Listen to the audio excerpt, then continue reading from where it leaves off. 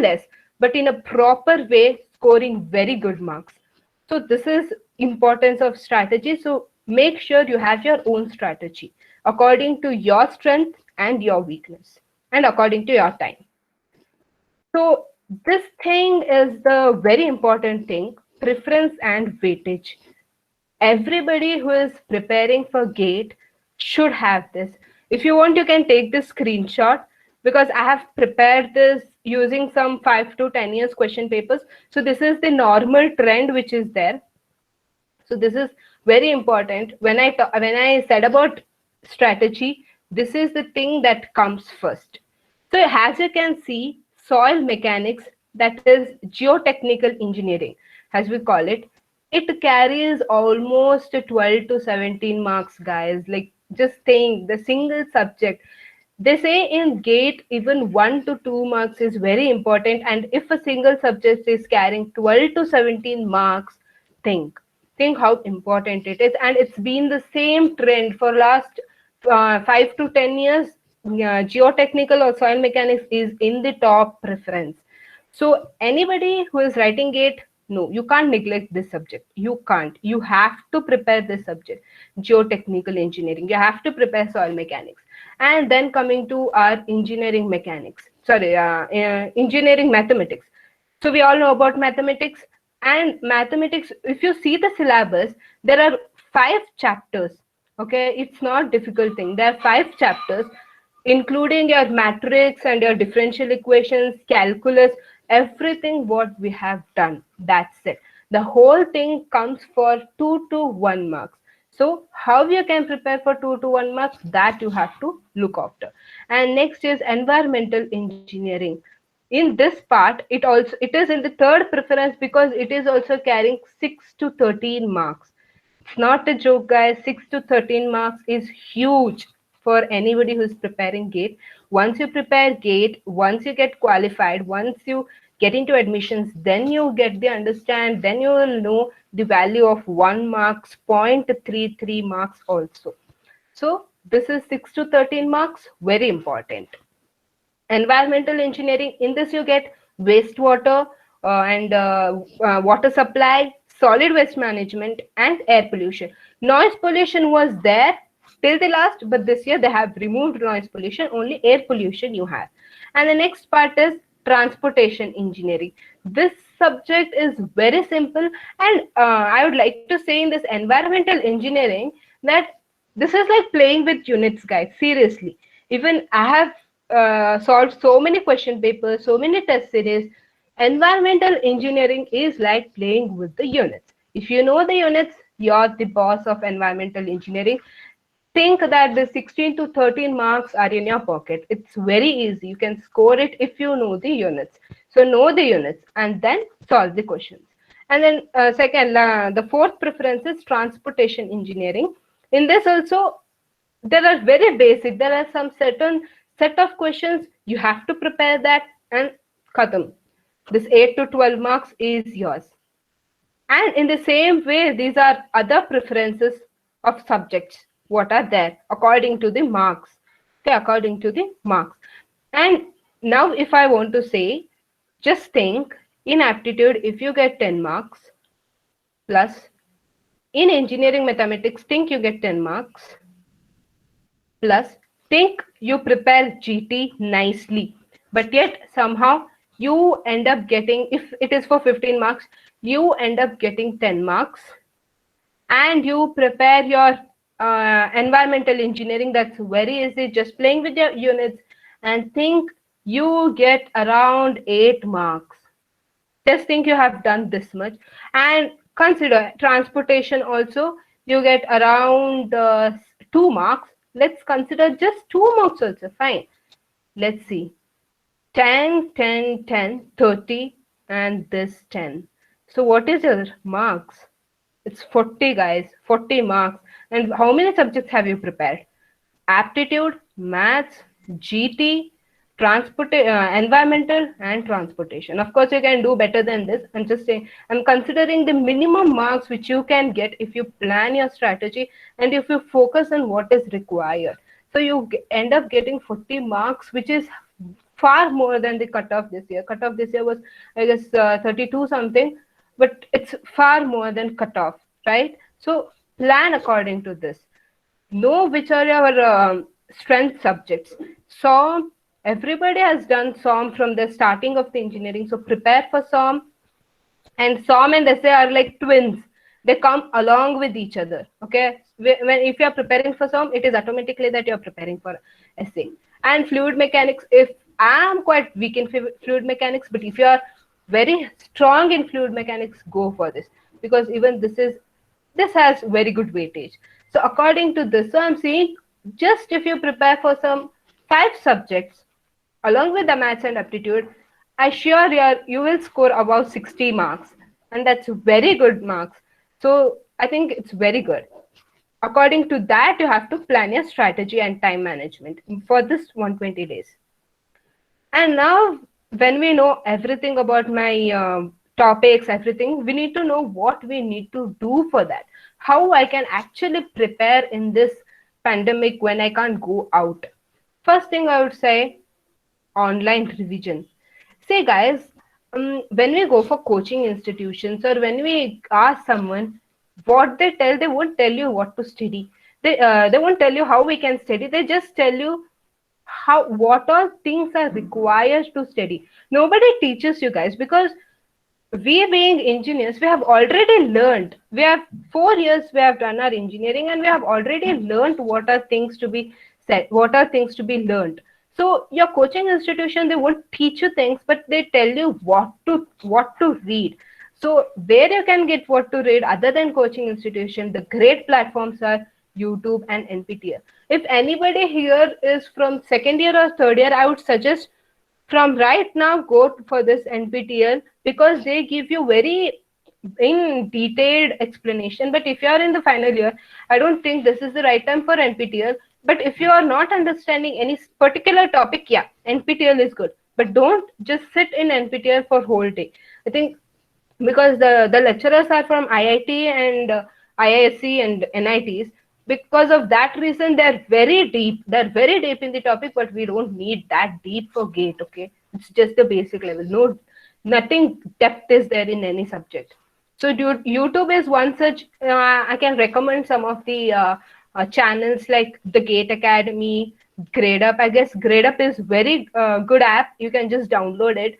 You have questions, everyday quiz.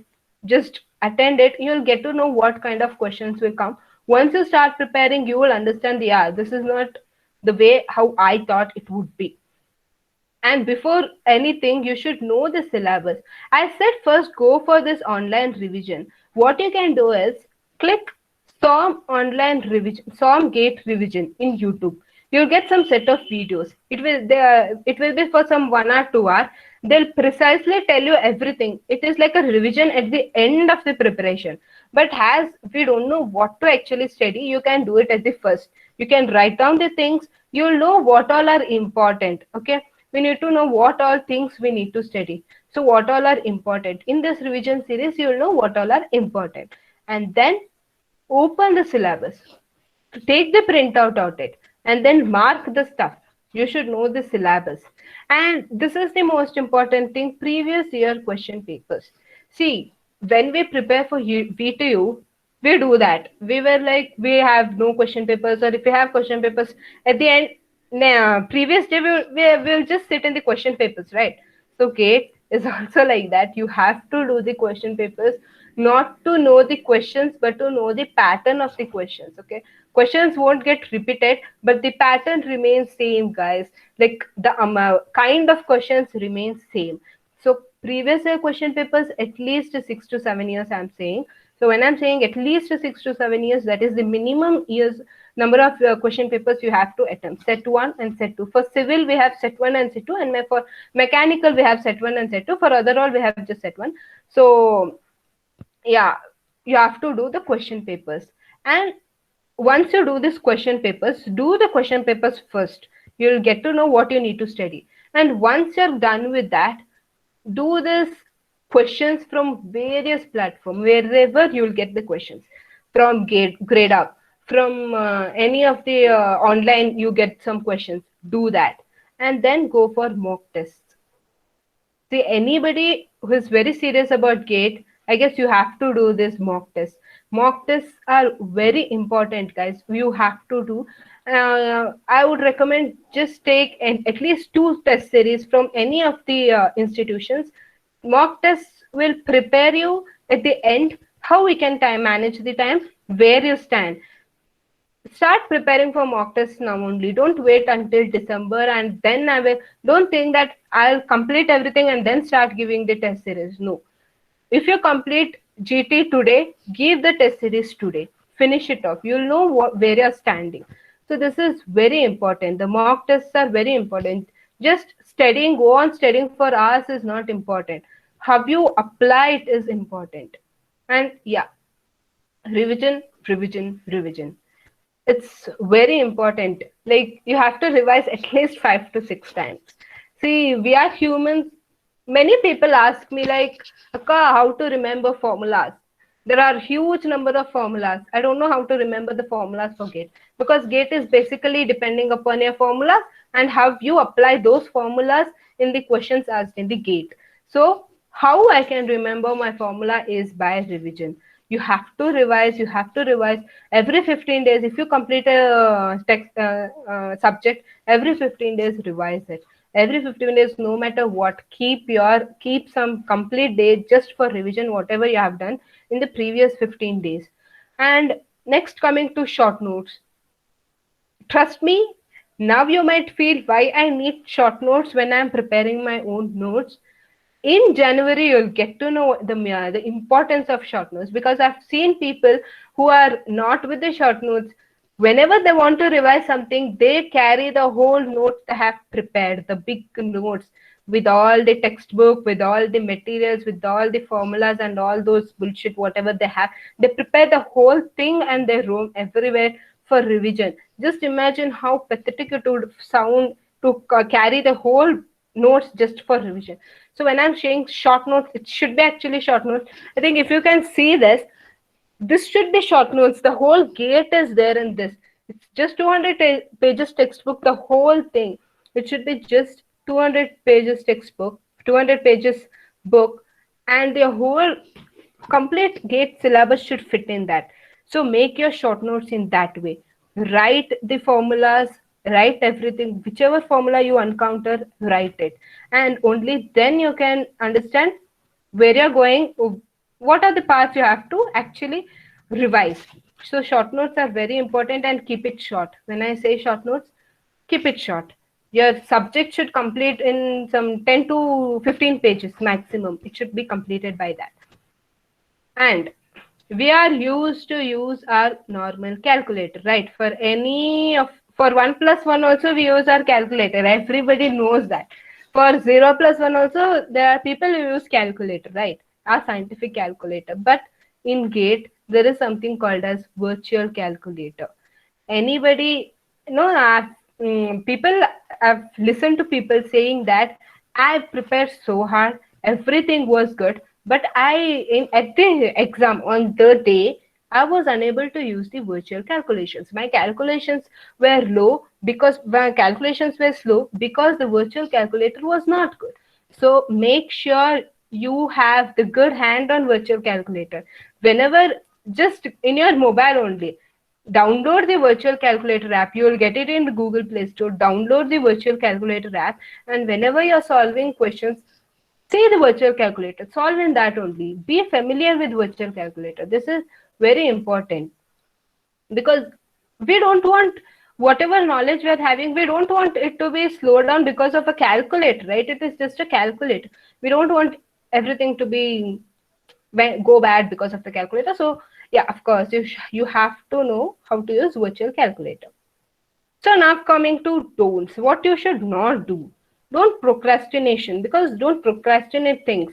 Just don't say, okay, I'll do it tomorrow. I'll do it from Monday. We all have certain things like, okay, let me start from Monday. Monday is a good day. Let me start from Monday, like it is a fresh week. No, don't do that. Right now, after this class, if you're serious, sit with the paper and prepare. Do the strategy and start right today. And Yes, this is I think everybody says this, and even I am saying the same thing. You have to avoid social media. That is WhatsApp, Facebook, Instagram, whatever they are having. You have to avoid it. And if anybody who is in this chat, if they know me, I think they also know that how I was inactive in social media for almost 7 months. I was completely dead for other people. I was completely inactive in social media. So I want you guys to be inactive in social media. Don't use social media because it's a great distraction. So don't use it. And the thing is doubting yourself. So what happens is before even starting, I have seen people saying, Akka, I can't do it. It's gate is something bigger level. I can't do it. Nothing like that because even if I can correct, if I have qualified gate, when I'm not intelligent, if I have qualified gate, I think anybody can qualify gate. It just requires what you study, what you need at the end result, what you need. So don't forget this 10 plus 10 plus 10 strategy. The marks, what you are doing, don't forget this. Prepare according to this. So don't doubt yourself. Anybody can do it. And by saying it, don't pressurize yourself also. Don't just go on reading. Read for 2 hours, take a 10 to 15 minutes break, and then again read. Don't just read. Have a good sleep. Sleep at 11, wake up at 5, have good sleep. Don't pressurize yourself. And this is very most important thing what we do usually in any of the competitive exam preparation, studying unnecessary topics. We don't know what to study and we study everything. If I sit with the SOM textbook, I study how to, if I, for example, if I do RCC, I'll study how to design my double doubly reinforced beams. But that is not required. I'll do all the bars calculation, I'll do everything. I'll study everything, but that is not required for GATE. So don't study unnecessary topic, guys. Know what you want to study, know the syllabus, don't study unnecessary topics and waste your time. So, and now we have known everything, and these are the things you have to do daily. Okay, you have to give at least 5 to 6 hours. So, we have known all the benefits of GATE. So, when we know the benefits of GATE, I guess we can at least give 5 to 6 hours for a very good future, right? In 24 hours, if you can't even give 5 to 6 hours, I guess nobody can do it. You get good results only when you actually work hard. Hard work along with the smart work works. Not just smart works, you have to do hard work also. You have to give certain time for it. You have to dedicate your time for GATE. Only then time GATE gives you some fruit, right? At least 5 to 6 hours. Of course you have to give more time, but this is at least 5 to 6 hours. And when you start doing subjects, do 2 subjects at a time. This is my personal recommendation, because if you start doing one subject, you will get bored. Trust me, if you do one subject for 2 hours, you start hating the subject. You feel like, okay, this is the one, I'm not getting the answer, I'm not understanding what is going on. You start ultimately hating the subjects. Don't do that. Do 2 subjects at a time so that you can shift accordingly. You can shift between one subject to 2 subjects. So do 2 subjects accordingly. And aptitude and engineering, you do daily, boss. Like engineering, maths, you just give some 1 hour for maths. That's enough. 1 hour daily. It's like a numericals. You have just numericals, right? So give 1 hour for maths. And aptitude, just play. Whenever you're free, whenever you don't know what to do, and whenever you're bored with core subjects, touch attitude, touch aptitude. Sorry, yeah, of course, right attitude is required, but touch aptitude. Aptitude is very important. Just do it whenever you're free. Just don't focus too much, but you have to do it daily whenever you're free. This is like playing with all the numbers, all the logics, and all. So do it. Aptitude daily. And before that, I would like to say, before coming to the frequently asked questions, I would like to say, we all know about GATE full form, right? What does A stand for? A is aptitude. So GATE won't test your knowledge, guys. So you can't just say I'm weak. I'm weak in a subject. I don't know how. Don't GATE doesn't test your knowledge. It tests your application. This is aptitude. Aptitude is how you apply things in the real world. It tests the application of formula. If I have one formula, GATE tests how you can apply that formula to the given question. The simple formulas, but a complicated, twisted question. Formula will be simple. You have to analyze the question and apply it. That is called as aptitude. So GATE is testing your aptitude skills, logical skills. Of course, knowledge is tested, but more than that, your aptitude, how you're actually applying the formulas, how you're actually applying your knowledge in the questions that they ask.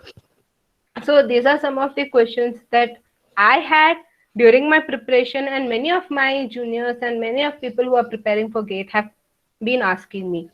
First question is, how many times one can attempt GATE? So there is no limitation for GATE, because this year they have told that even third year students can attempt for GATE, right?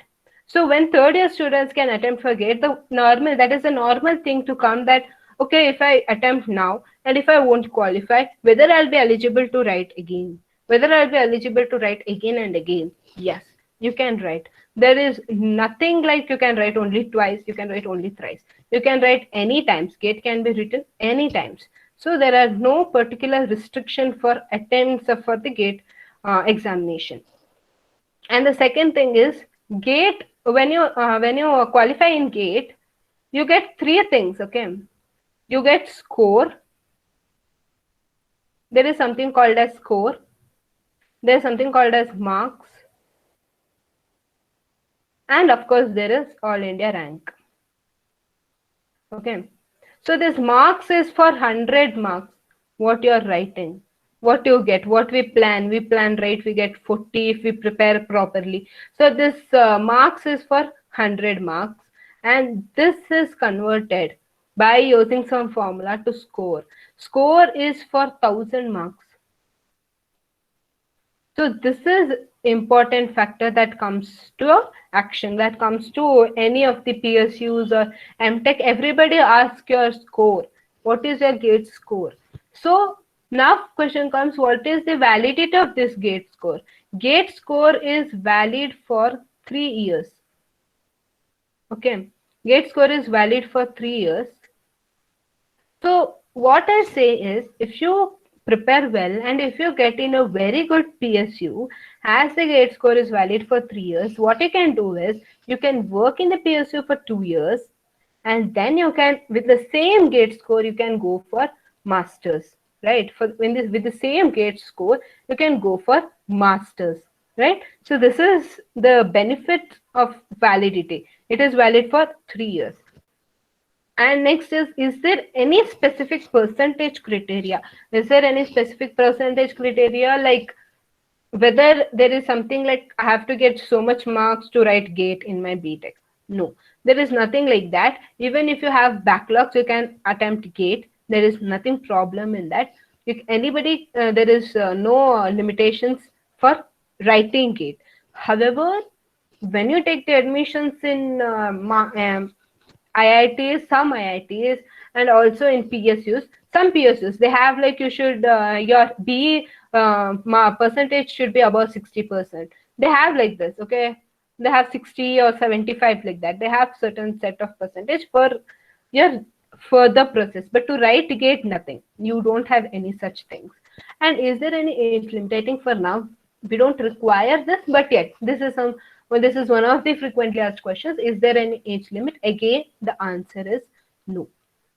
We don't have any age limit to write GATE. Anybody can write GATE, but you should be in the third year of engineering.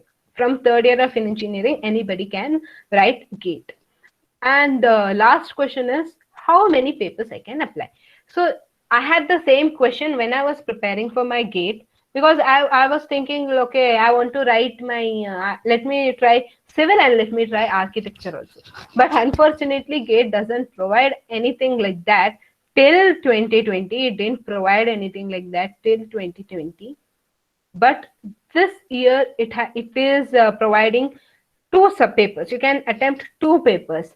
For civil paper, I think the best option would be environmental science.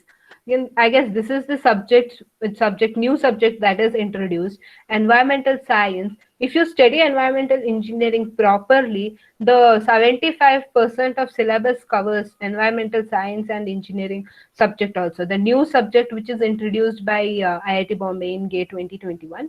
You can give this. Why I'm saying attempt this also, because as it is the new subject, the competition will be less. When the competition is less, even if you score very less marks, even if you score 40 or 45, there are very high chances that you get all India rank below 100. When you are all India rank below 100, there are huge opportunity, guys. There are lots and lots of opportunities that you get if you are a 100, below 100.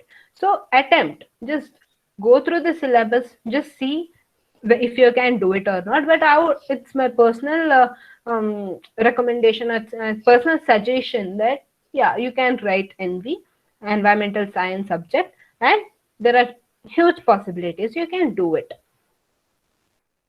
So at last, stay motivated. This is the end.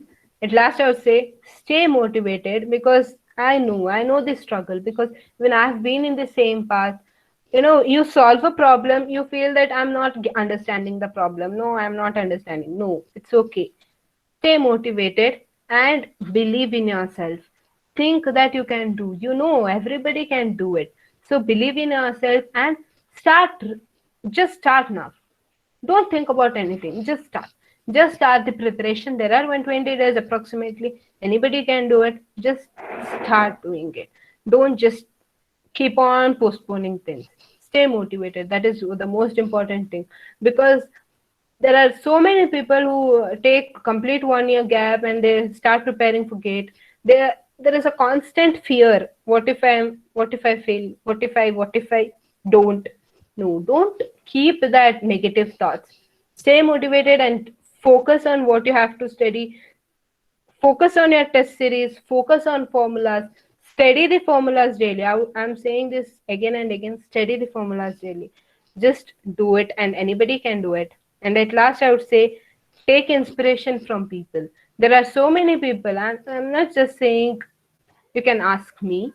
Of course, you can ask me anytime, but there are very good people. You can take inspiration from them, and from them drive the motivation. Stay motivated, and the progress is very important. From If you're motivated, the progress happens automatically, guys. If your mind won't roam anywhere else, the progress happens automatically. And then if the progress is there, success is yours. So guys, it's possible. Just plan and do it accordingly. Just refer. At last, I would say refer YouTube channels for all the questions, for everything what you need, for the revision series. Refer YouTube channel and just do things. It is possible. And once you're done, you'll have a big smile on your face. Everybody will be proud of you. Our college, your parents, your friends, everybody will be proud of you. And moreover, you will be proud of yourself, because you have achieved something which India's most repeated examination is GATE. And when you have cracked it, it's like you're very good at your knowledge level, with your skills. So do it, guys. It's possible, actually. So I'd like to say, yeah. So this is done for my presentation. I guess all of you have been benefited because of it. So if you have any queries, you can contact me anytime, because most of you have my account number. You can WhatsApp me, or you can directly call me. Don't just think of time. You just call me and just say, I want certain things. And also, if you want any notes, any other kind of notes or textbooks, you can contact me. I can give you. You can just Xerox it and give it back to me. So I'll give you any kind of guidance or any kind of notes that you require, because ultimately what we need is your success. because everybody will be happy, because gate, it has benefits, guys. So do it. It is not only for gate. Even if you are not qualified in gate, you can do your PWD or other government exams also, state government and other central government exams also, you can do it. So consider it. And I am really thankful to Parvati ma'am and my college for giving me this opportunity, because when you learn something, it's automatic that you tend to tell people about what you learned. So I guess I've just experienced. I'm not saying I've given just some speech or something. I think I've just explained what I have learned through the process of this 7 months in my gate preparation. I think this was some good knowledge for you. Think I've given you some tips. You can follow it if you want. If you want to get good score, you can follow it. And again, if you're having any doubt with complete presentation or anything, you can ping me anytime. And again, I would like to thank my college for being the best for in the 4 years, because those 4 years my lecturers, they have been telling me, yes, gate is a thing which you can do, because as a starter you don't know that even there is something called as gate and all the possibilities because of the gate. My lecturers, they have guided me in a good way. So I think I should give the credits to them also. They have been my gurus. And thank you so much, everyone. Thank you, ma'am. Thank you, college. Thank you, sir. Thank you for with this. I think I'll end my presentation. Thank you.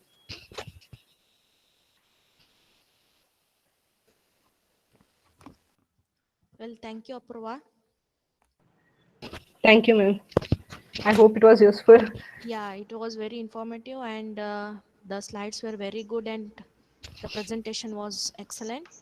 Thank you, ma'am. So I have a question. Some of the participants have put up some questions in the chat box, like about gate form filling procedure. Just give a idea regarding the gate form filling procedure. Yeah, for gate form filling, see, if you have qualified gate, there is nothing problem. Sorry, if you have done your engineering, there is no problem because you have your marks card, the complete marks card. But if you are in your final year, if you are there in your final year, you require your provisional marks card. Okay, you require a provisional marks card. Even if you don't have your provisional marks card, you can provide even the 7th sem marks card also. Any the previous year marks card, you can upload it. And rest all things, you need your photograph, those all are there. But I think the most important question is about the marks card, the document which we need to provide. I think that would be the most confusing. For other all, everything remains same as any other form filling.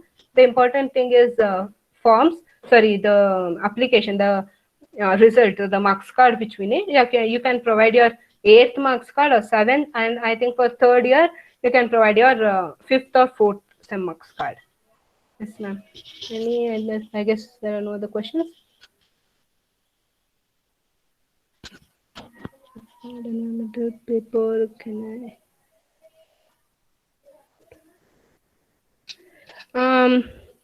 Mohammed, I've not yet seen how the procedure goes, but I think you can add now also, because we have some certain we can make some certain changes also. So I'll get to you. You can just contact me. I'll get to you, because this is the new thing which has been added this year. So there are a lot of confusion still going on whether, but yeah, of course you can apply for 2 papers. But yeah, I'll just check it and I'll let you know. I think we can apply again also. I'll just let you know. Any other questions, you guys? If you have any other, if you are not willing to ask here, you can even ask me personally. I guess that's it. Thank you. Thank you once again. Okay, that was very informative session. Thank you. So I request our other alumni, Arpita Nayak, who is a GRE qualified, So to just give her presentation. Over to Hello you, guys. Arpita. Hello everyone. Am I audible? Okay, Yes, I think yes. I'm on. Okay. So hello again. Myself Arpita Naik. So I hope you all are doing great. So today we'll be discussing regarding foreign admission process. So let's begin with the presentation, and now I'll be sharing my screen with you guys.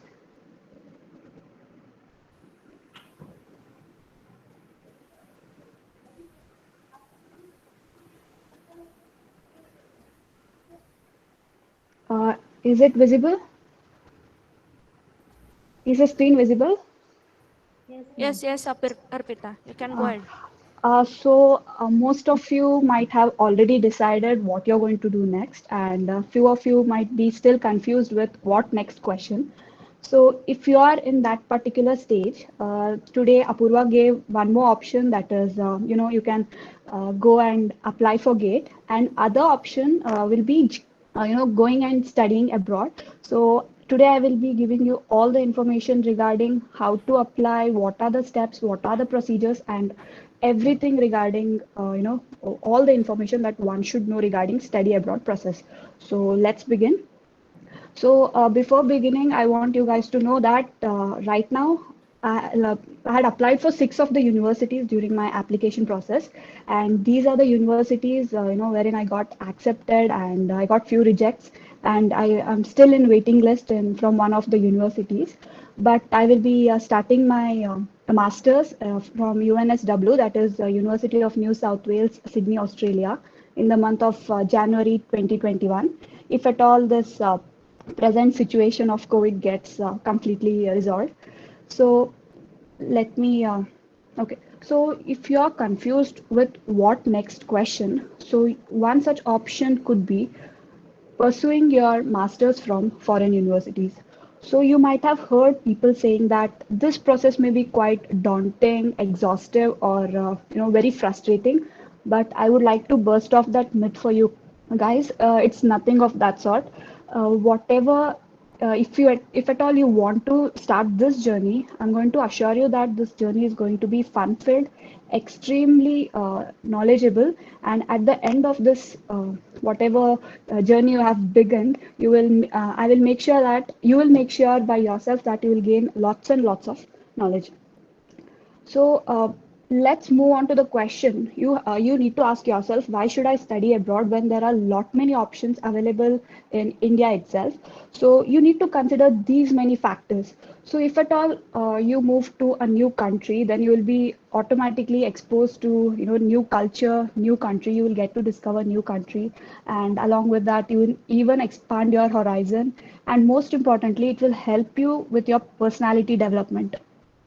And the next is you will be exposed to a new study environment. For example, there are few countries wherein you will have to go and attend your university classes only 3 days a week, and that too for 2 hours a day. So this is not the process or system that we are used to.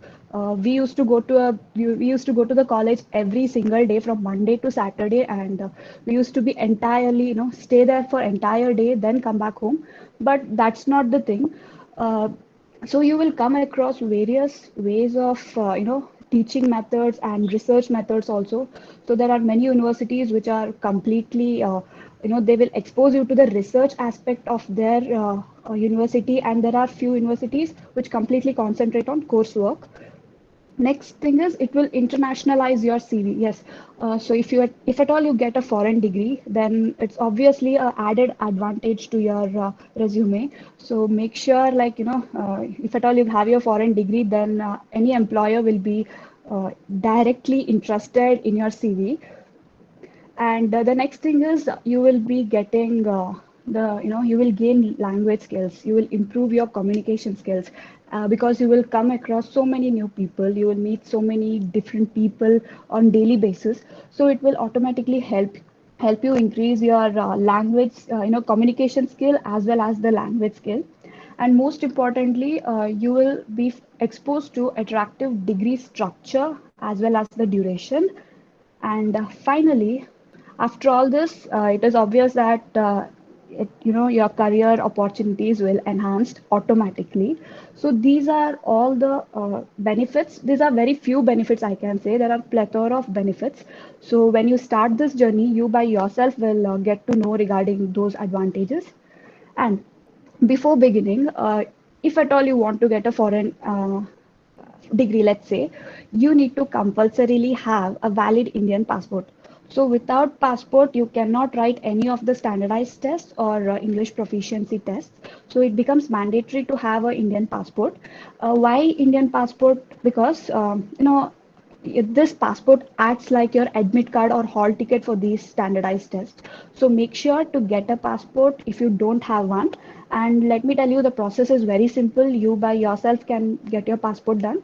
And after you complete all your process, filling the application form for your passport, then within a month or so, you will be getting your passport. And so first thing is keep your passport ready. Now let me tell you, as we have in Indian system, education system, we follow odd sem and even sem, but that's not the case with foreign universities.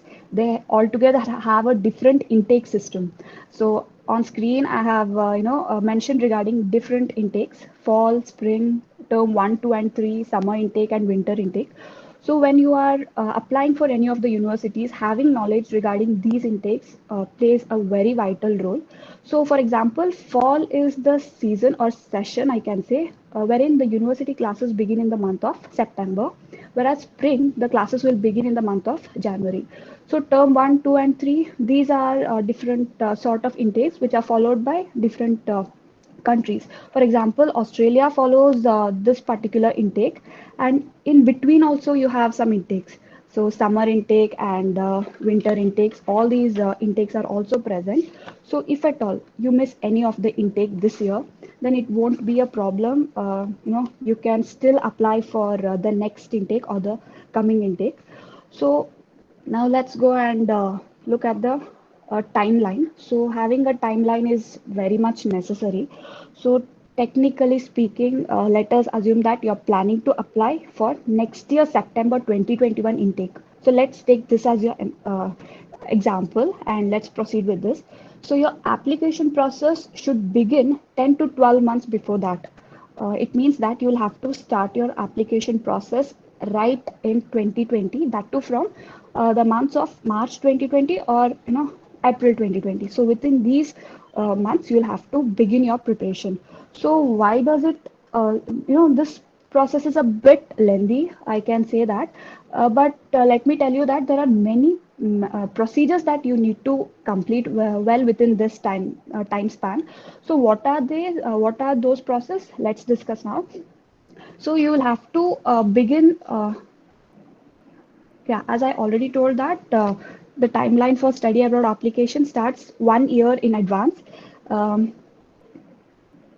yeah.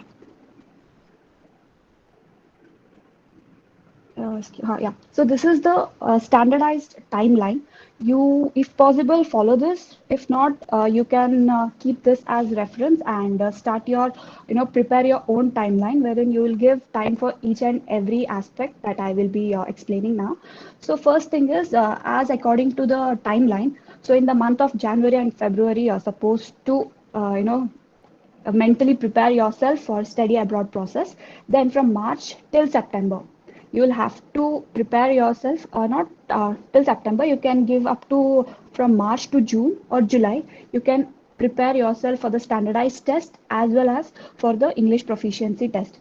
Meanwhile, while doing this process, you are supposed to do one of the most important thing, that is you will have to shortlist the universities which you want to study in. So there are thousands of universities. I know there are thousands of options available for you. Go make sure you choose which that particular university which you will fit in, and make sure to check out the requirement of all those every university website has the requirement page. Go check it out and make sure to keep that in mind. What I suggested and what I did was I prepared a Excel sheet wherein I wrote different universities that I want to go and attend, and I wrote the cutoff score along with that what are the deadlines. So keeping this Excel sheet will keep you on right path and right track. So you will get all information in one particular area only. So make sure to have your Excel sheet ready. So as I said, from March to July, you're supposed to dedicate your time for collecting the documents, and you'll have to start preparing for your exams like GRE, GMAT, IELTS, or TOEFL. So we'll be discussing regarding these exams in a while. So in the month of July, take the exam. If at all you are not satisfied with the score, what you're supposed to do is you're supposed to retake the exam. It's not compulsory, but if at all you feel, you don't, if you're not satisfied, what I suggest is go retake the exam. And once you retake the exam by the month of August or September first week, you will have all your scorecards with you. And after that, you can start your application process from October first week. And most of the universities around the world open their application portal in the month of, September last week or in the month of October. So go check, and in your Excel sheet, make sure to mention that particular column also, like when the application process starts and when is the deadline. So usually they start in the month of October, and they are stretched up to the month of May. So keep this in mind, and keep the application deadline in mind, and then decide when to take your standardized test. And after that, once you fill out the form, submit all the required documents. I'll be talking about documents also in a while. So once you're done with submitting all the documents, sit back and relax now. Now you don't have any work in that particular time. You're supposed to sit back and wait for your results. This process, waiting for result, is kind of lengthy. Why? Because usually the universities take very much, they take too much amount of time in order to give out the result. But so there are some universities, for example, the Australian universities. I would like to give example of those universities. What they do is, I submitted my form. What I did was, I'll be explaining that. I submitted my form on June 8th, and within next 2 days, I got my result. And this was for one of the universities, and another university gave me my result or my offer letter 20 days after my submission. But that's not the case with all the universities. So I had applied for University of Toronto, Canada. So I had to literally wait for 2 long months to get to know my admission status. And after that, they will mail you regarding every single detail. If at all you have not submitted any document, also they will mail you for that. And you'll have to keep, you'll have, while you're waiting for your result, make sure that you keep on checking your mail every single day. Because of time zone difference, you will not be knowing when you will be getting your result. Make sure to keep checking your mail.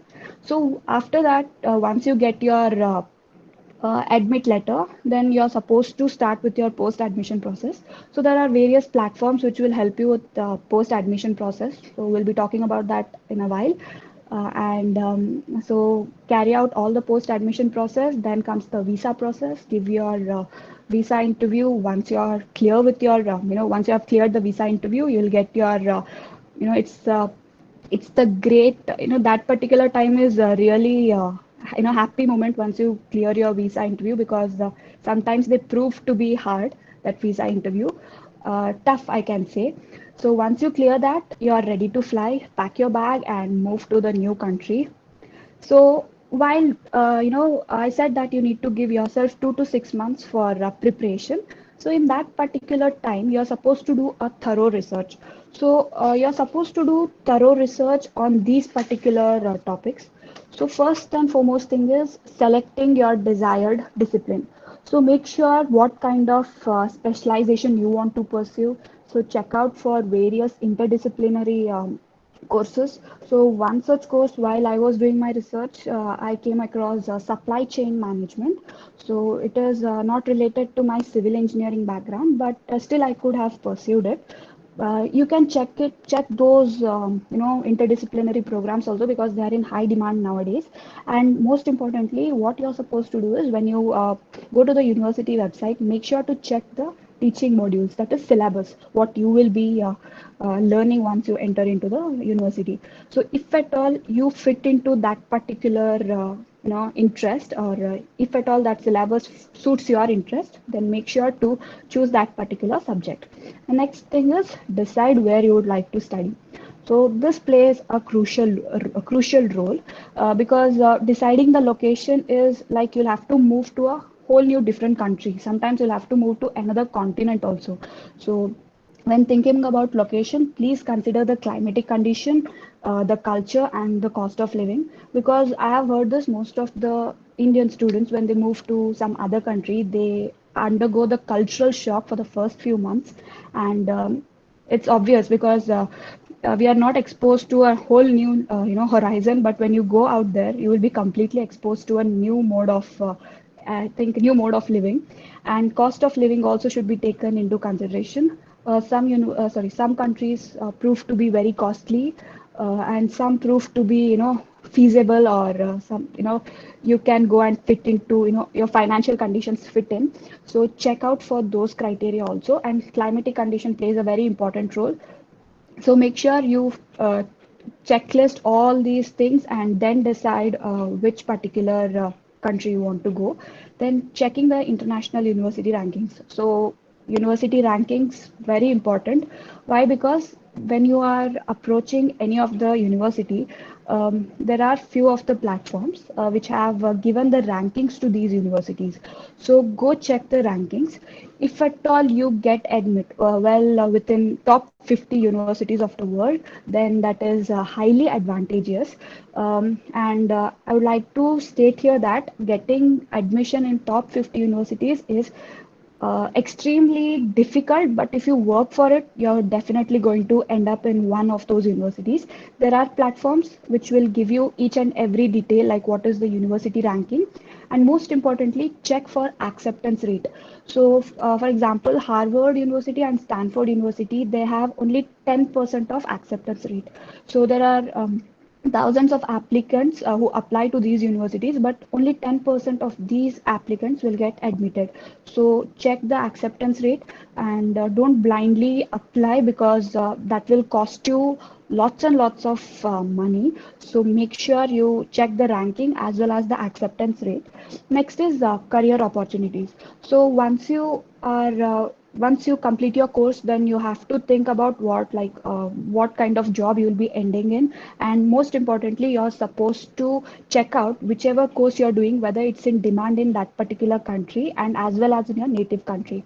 Because once you complete your post-study work visa or post-study duration, then you'll have to move back to your country. At that particular time, when you land back here, the course that you had chosen earlier for your masters should be of some value. Then only it will be great to get a job in your country also. Then career opportunities, I recently did a mistake, so I would like to state that, so you guys will not have to do that particular mistake.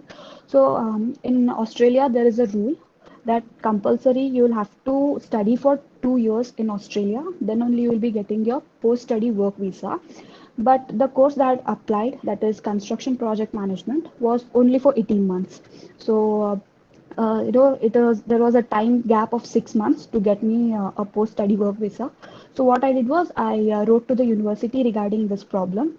They immediately responded to me back saying that if at all you want post-study work opportunity, or if you want to work back in Australia, you'll have to change your course from construction project management to construction project management and property development. So this course is for 2 years. So now it is assured that once I complete my masters, I will be allowed to stay back there for 2 more years, get some job experience, and yeah, that will be highly beneficial for me also. So make sure to check this. If at all you're considering to study abroad, make sure to check this aspect, and it becomes very important. And the next part is financials. So yes, major part of your budget will be taken up by your tuition fees only. So go check the university fees. It varies from country to country. Some universities prove to be a bit costly based on their international ranking, and if at all you have a very good academic score, then you will be definitely landing up with a scholarship or special grants.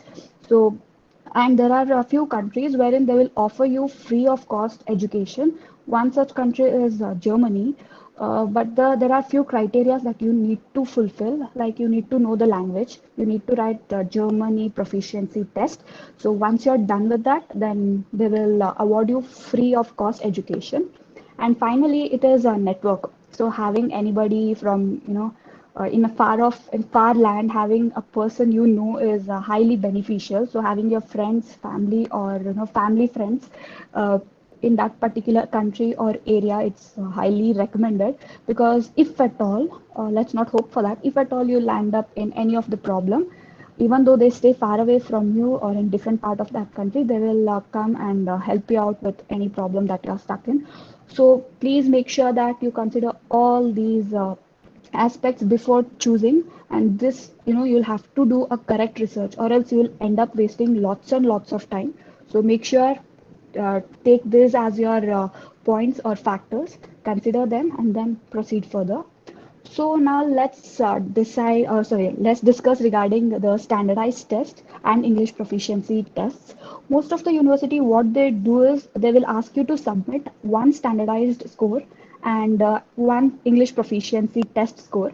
So there are many standardized tests like GRE, GMAT, and SAT. All those are standardized tests. But I have attempted, or I have prepared myself only for GRE. So if at all you are interested in pursuing your MBA, then make sure you check out regarding GMAT. So, and English proficiency test, there are two, IELTS and TOEFL. If at all the university is recommending you to write the proficiency test, what the university is providing, please check that. So they usually call it as a PTE.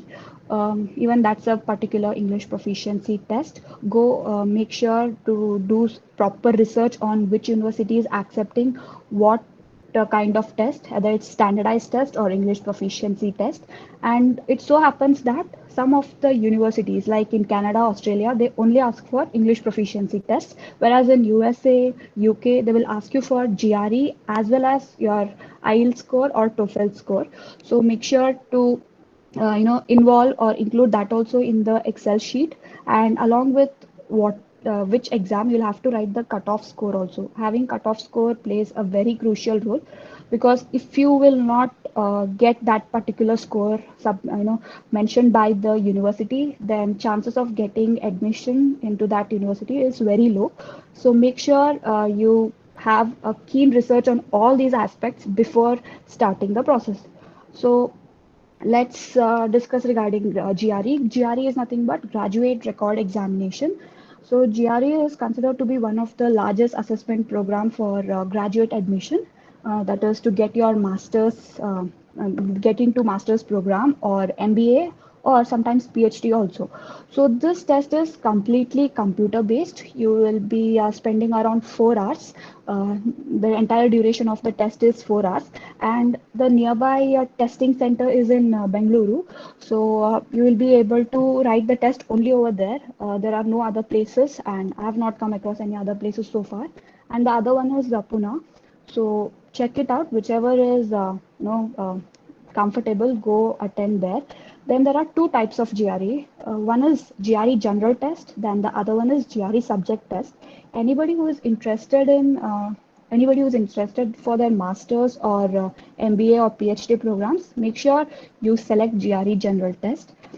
And it will not only help you to get your admission into top-notch universities, but along with that, it will also help you get scholarships and grants.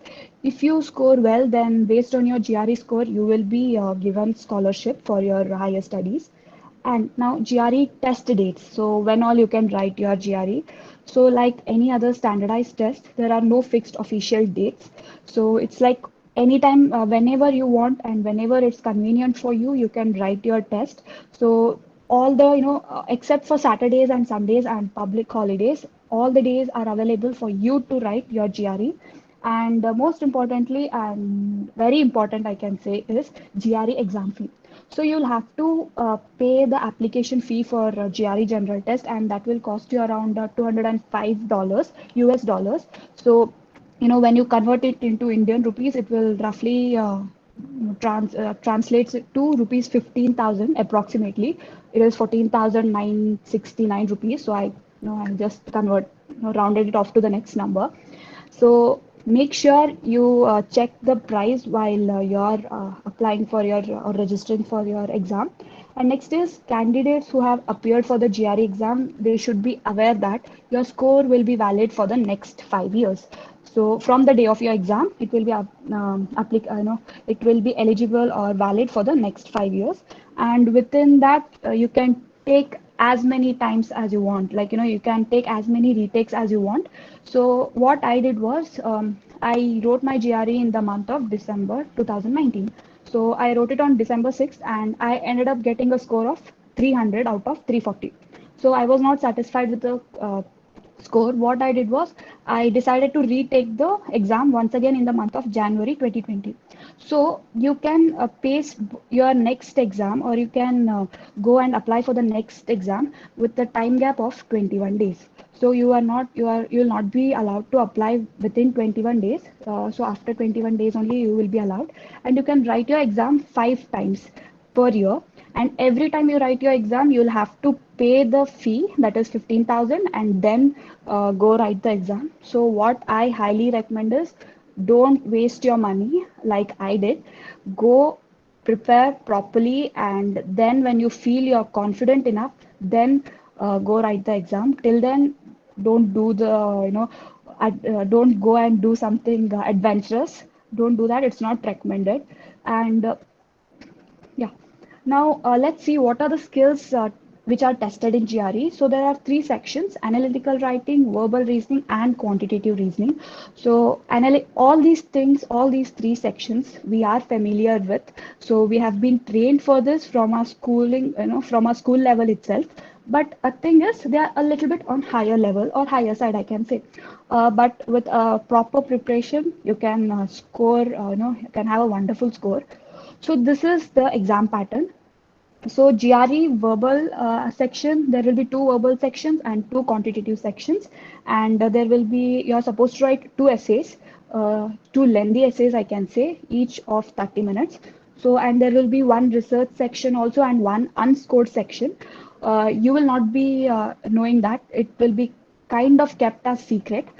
Either you may, you may be having three verbal section or two con section, or two con section and three verbal section. So you will not be knowing which is your secret section. Once you will finish your exam, then only you will get to know your which was the unscored section. The best part of GRE is, as soon as you finish your exam, you'll get to know your result.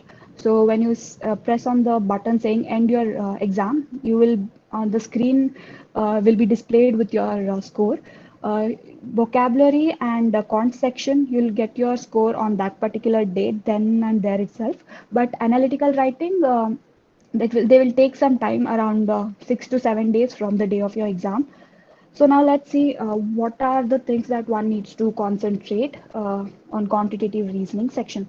So basically there are two sections. One is section 1, cont section 2, and 40 questions. You will discover around 40 questions, and you will be given 35 minutes for each section. So that will be 70 minutes in total. And this will test your basic quantitative skills. No high level math, trigonometry, calculus, differentiation, integration, nothing of that sort. You will discover arithmetic, algebra, geometry, and data analysis.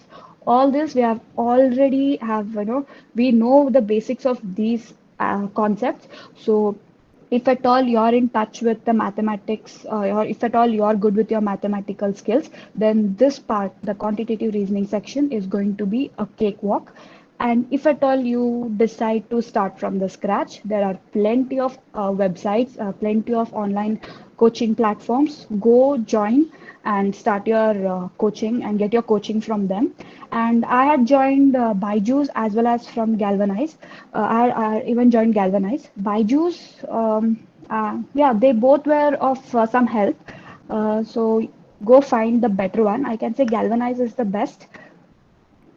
The next is verbal reasoning section. So again, two sections of two verbal sections, 40 marks each, but here 60 minutes. So 60 minutes in total. That is 30 minutes of each section. And what I did was the day I started my GRE preparation, I started learning new words on daily basis.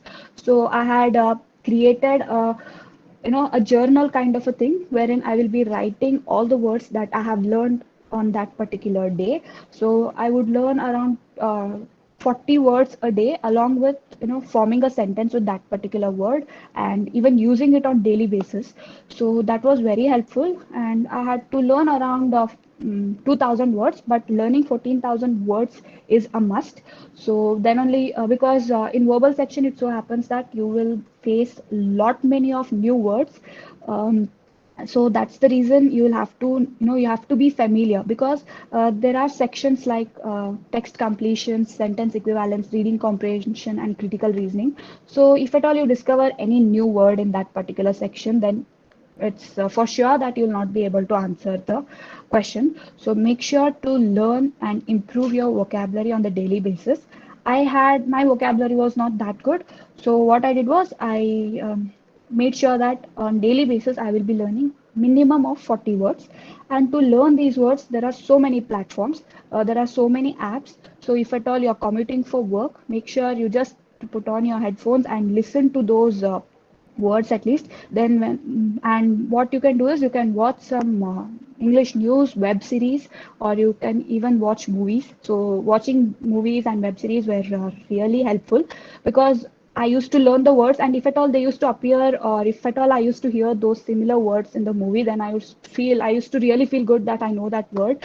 And it was very helpful, not only for your GRE, whoever is listening, all of you, all the aspirants who are like, it may be a GATE aspirant or a GRE aspirants.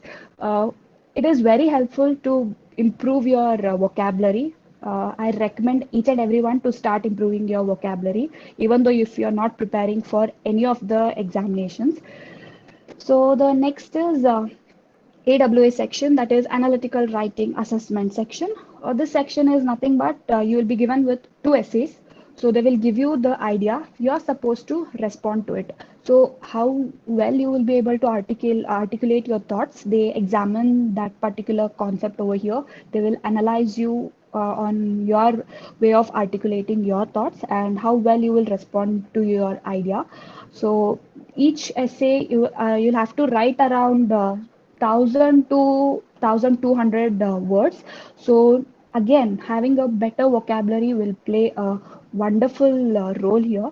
Why? Because when you use standardized vocabulary words or standardized words, then it so happens that the person who is assessing you will definitely feel that you have a good stand for the English language. So in that case, you will be given a bit higher score when in comparison to the person who is having a lower vocabulary, who has poor vocabulary. So as I said, there will be two essays you're supposed to write. They will give you 30 minutes of time for each of the essay, and you'll have to you'll have to type your essay on the computer screen. As I said, it's a computer-based test. So now let's see the score range. So verbal section and quantitative section, the minimum score that you can achieve is 130 and the maximum score is 170.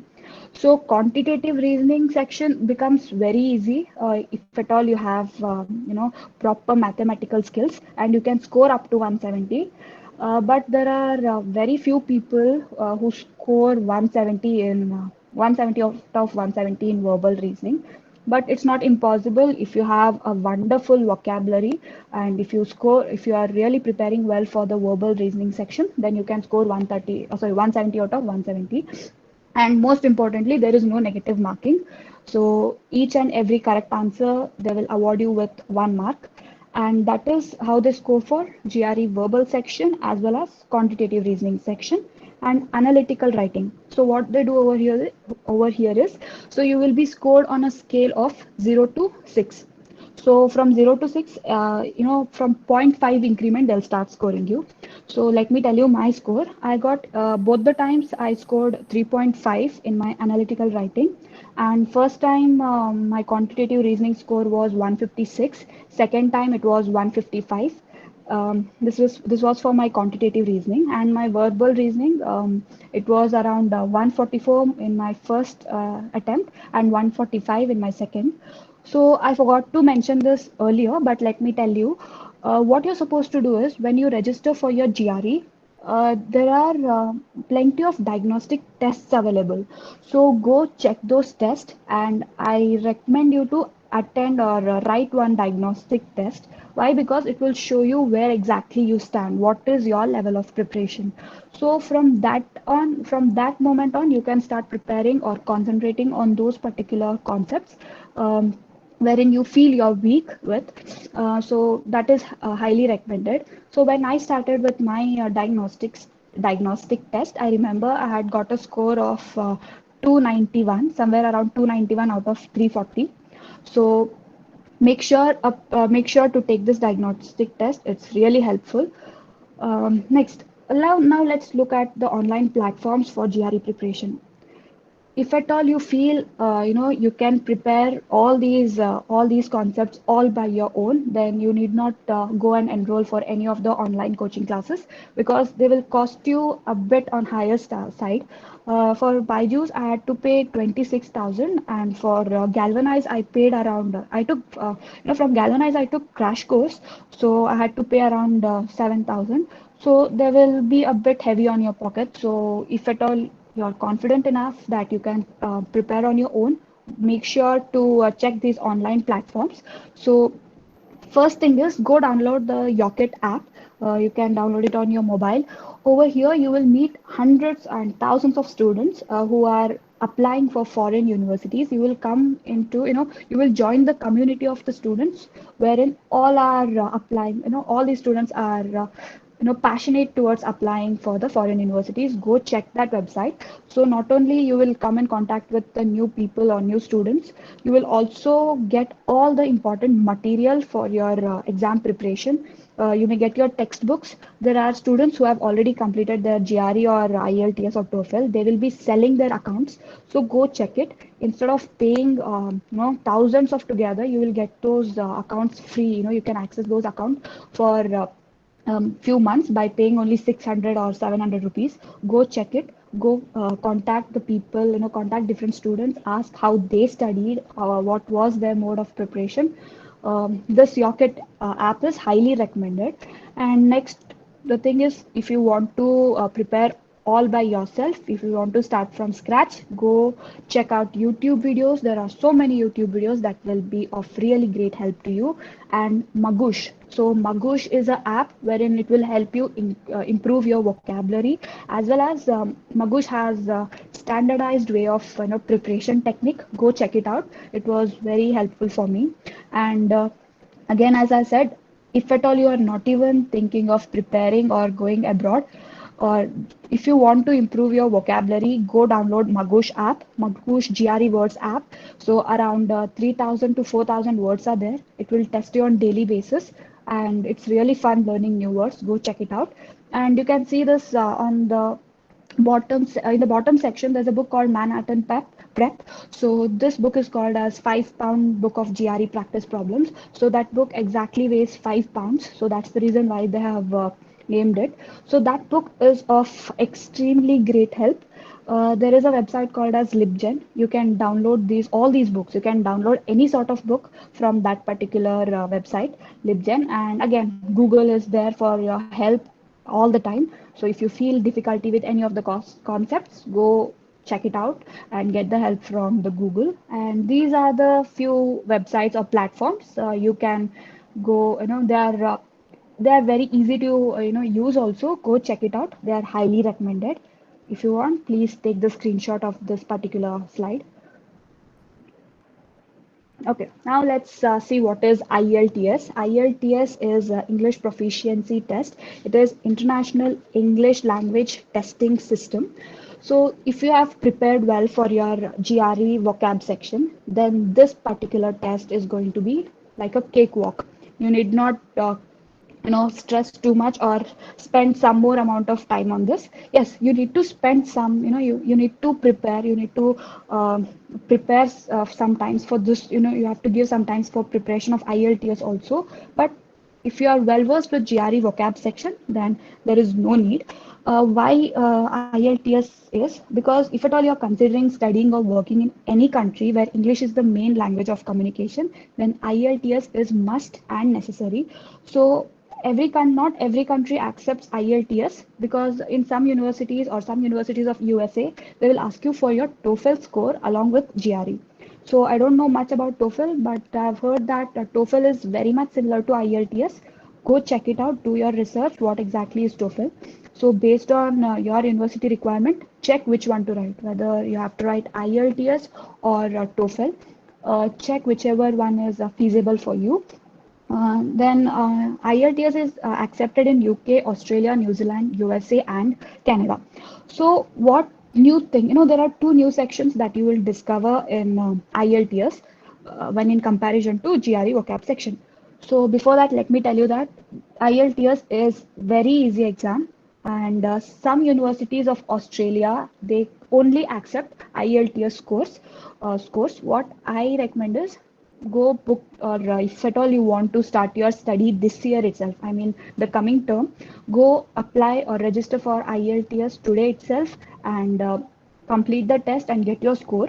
So what they test here in IELTS is mainly they test the test takers to communicate in the four basic English language skills, that is listening, reading, speaking, and writing. So these are the four sections that they will be testing you with, and the registration fee for this test is 14,000. And important dates like GRE, here also there are no particular dates that you need to enroll. Based on your convenience, you can go and appear for the test. And over here you have both computer-based test also as well as paper-based test. Whichever you feel is comfortable for you, check that out. And the IELTS score is valid for 2 years, and from the day of your exam it's valid for 2 years. So you will be given a score from 1 to 9, so you don't have like GRE. It's not there's no, it's not like GRE, they will give you a band score. So I got a band score of 7.5 out of 9. And yeah, getting a score anything above 6.5 is that is definite that you will get into the university requirement. So aim for getting 6.5 and above in each and every module. So what they do in IELTS listening section is they will give you headphones and they will play an audio, and what you're supposed to do is you're supposed to listen to that particular audio and answer the questions that appear to you on your screen or on your paper. So they will be playing the audio only once, and you're supposed to be very quick in writing out the answers. And this part of preparation, I really enjoyed it because it's fun. And next is reading section. Reading section is you will be discovering 3 to 4 passage. We used to read the comprehension reading school days. So it's similar to that. They will give you some comprehension or passage. You're supposed to read them and then answer. This is a bit tricky part, I can say, because you will not find the answers immediately, but it's fun. And next is writing section. Yes, it is similar to GRE writing section, essay writing section, but comparatively it's easy. And next is IELTS speaking section. Speaking section, over here what you're supposed to do is you're supposed to walk into a room. There will be a examiner, or I can say invigilator. So the person will start talking to you, and whatever you speak will be recorded. So based on this recording, they will be giving you marks. So first is the person will ask you to formally introduce yourself, and that will also be scored. Okay. And next is you will be asked to pick up a chit. So in that particular chit, different a particular idea will be mentioned, and you're supposed to articulate your thoughts. So they will give you a minute time. You're supposed to prepare notes within that minute, and they will ask you to speak on that topic for 2 minutes. So once you complete that 2 minutes, they will stop you and they will move to the third section. Third section is nothing but whatever chit you had picked earlier, they will ask the questions based on that. So the examiner will make sure that you enter into the room and they'll make sure that you're completely relaxed. So I really enjoyed preparing for IELTS and giving IELTS. It was really fun part. Okay, now let's check out which are the online platforms for IELTS preparation. Again, Magoosh, Google, and YouTube, they are very much helpful. But this time there is one more website, there's one more organization called British Council. So British Council conducts IELTS, and there are few more, but British Council is highly recommended.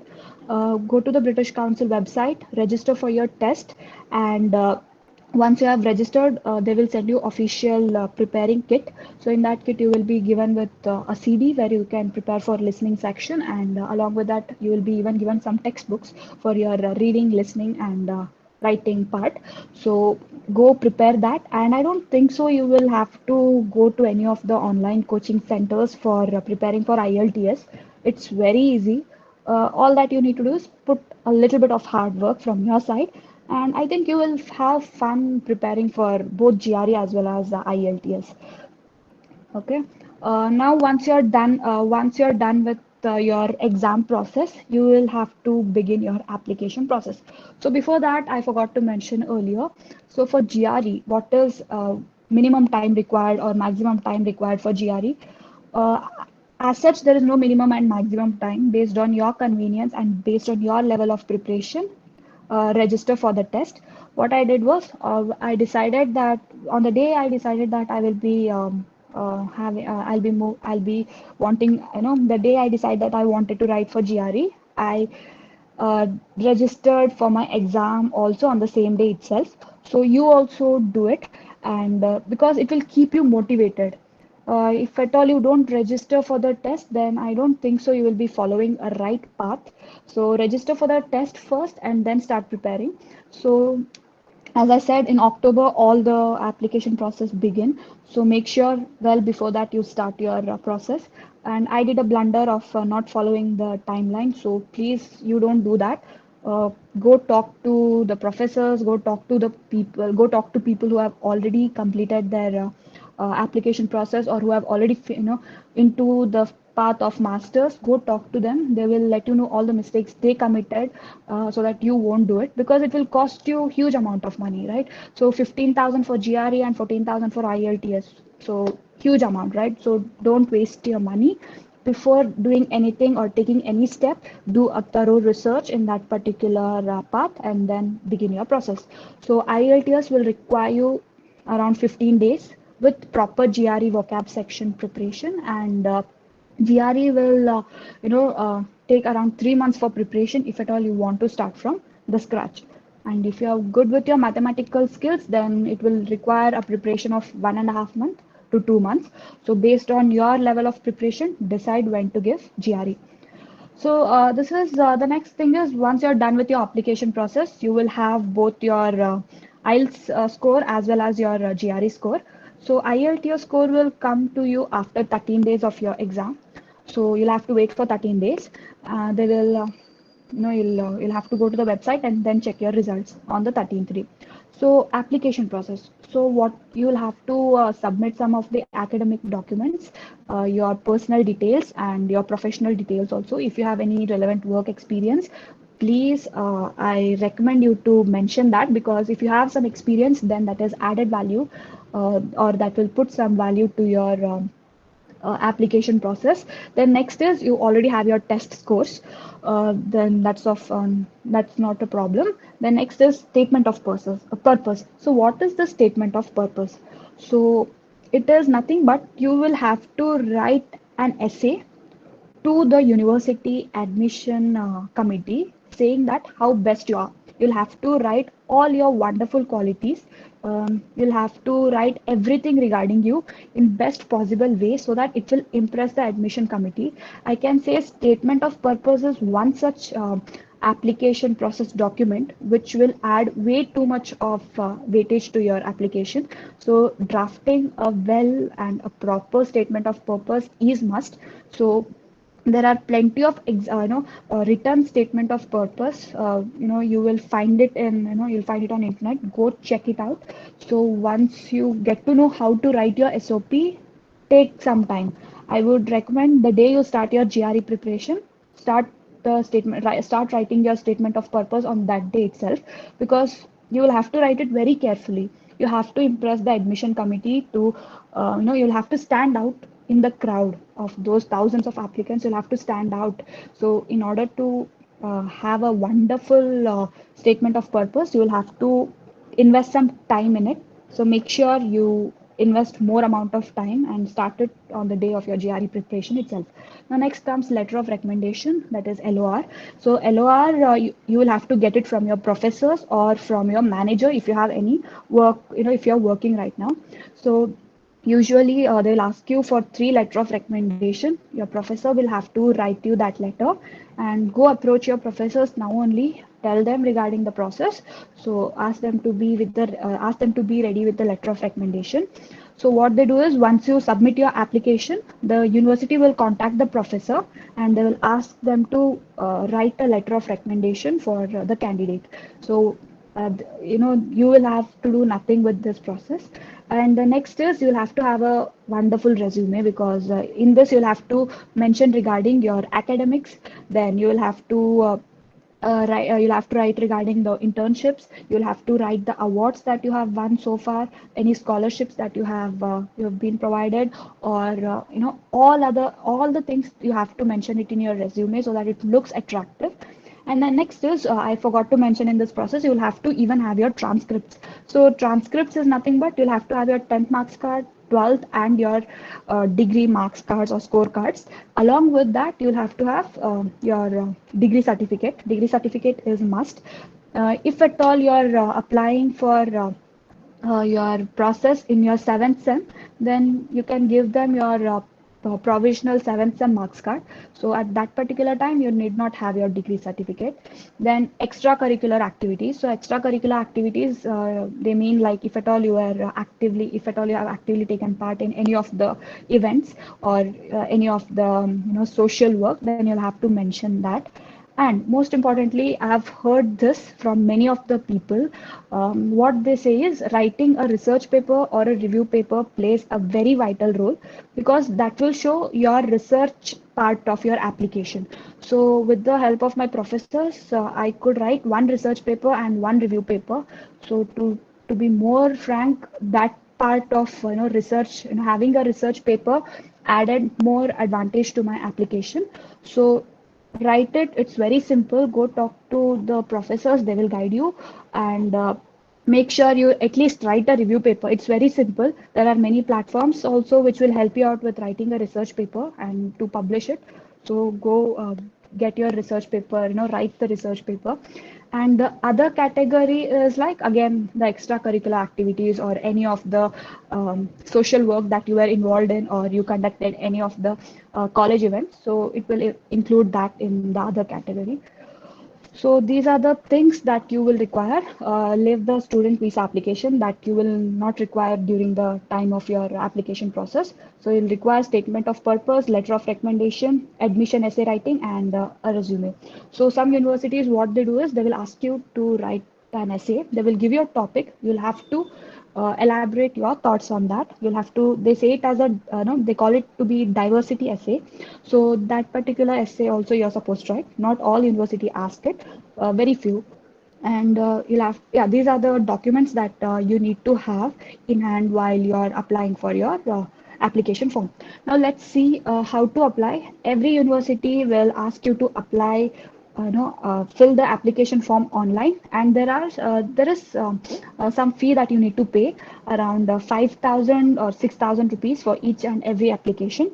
So that proves that you should have a thorough research while preparing for GRE, because if you think, if you shortlist the university which you best fit in, then you can save some amount of money by only applying to those particular universities.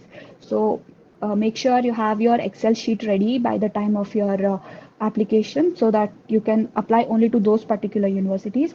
And it depends, from some universities, they will not even ask you to have give or pay the application process, but whereas some universities, they will ask you to pay around 6,000 to 5,000 maximum. Okay, so that was regarding the application process. Now there is one such organization called as IDP. IDP will help you out with everything. if at all, everything, like every single step of study abroad process. So go talk to the IDP consultants. It's very simple. Just Google IDP and fill in your form. The consultant will call you. So having a consultant is very important because they will show you the right path, what to do next. So what are the steps that you need to follow? Go talk to them, and let me tell you, they will not cost you any money for this. It's free of cost. So go make use of this. And if you don't know what course you want to do or which country to go talk to them. They will appoint you with a personalized, agent, I can say, or consultant. Go talk to them. They will guide you with each and everything. And once you finish all the application process, then you will definitely require one education consultant after you get your admit letter, because there are various steps that you are not aware of. So if you stumble one particular step, then it will hit you hard. So what you're supposed to do is go talk to the IDP agent. They will give you proper instruction on what to do, what next, everything. And once that is done, um, you will have to go give your visa interview.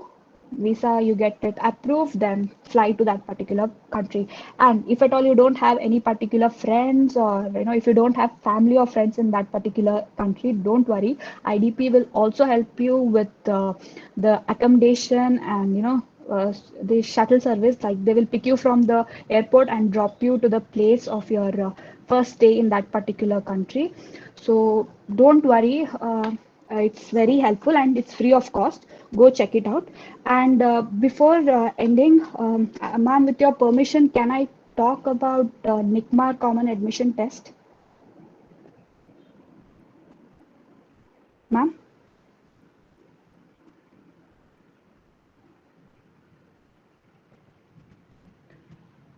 Hello, am Ma'am, I can I? audible? Yes, ma'am. Ma'am, Yeah, you can tell me. Tell uh, about that NICMAR. okay. So now we spoke completely and everything about admission in abroad, or getting admission into top-notch universities. So if at all you are not hoping to go out of the country, but and study here itself, there is still one more option, and that is writing NCAT. NCAT stands for NICMAR Common Admission Test. So NICMAR it's a very prestigious and reputable institute. So go check the website. They will be conducting the exams, common admission test. They will be conducting twice every year, and I have attempted it twice, and both the times I have cleared it. This, getting your education from NICMAR is added on advantage to your resume. Go check it out. And every year they will be having the test in the month of January and in the month of April, if at all some seats are available. So flagship program of NICMAR is advanced construction management, and that too from Pune Institute. Is a highly recommended one. They'll be asking you the preference, because there are various campus, like there's a campus in Hyderabad, Pune, Goa, as well as in Gurgaon. So whichever is whichever you prefer, go apply for it. And I think they've already started with their application process. Go check the website for more information. Go check the website. And if you don't want to get out of the country for studies and pay less, go to NICMAR, and you'll have a whole new level of education. So that's all. So that was my part. Sorry if I was too lengthy, because I had to cover so many aspects. And yeah, that's it. And if at all you have any doubt regarding any of these process, please free to contact me. I'll be extremely happy to help. And thank you. And before answering the question of what next, please make sure you properly do thorough. You properly do research in every aspect. You may next career opportunities. There are plenty of them. So choose properly. Yes. Thank you.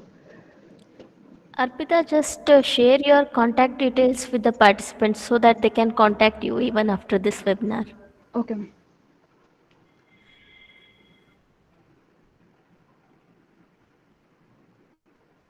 Okay. Yes, ma'am. Myself, Professor Rekha Kinigi, and I feel really pleasure to tell the vote of thanks on account of this Alumni Talk series.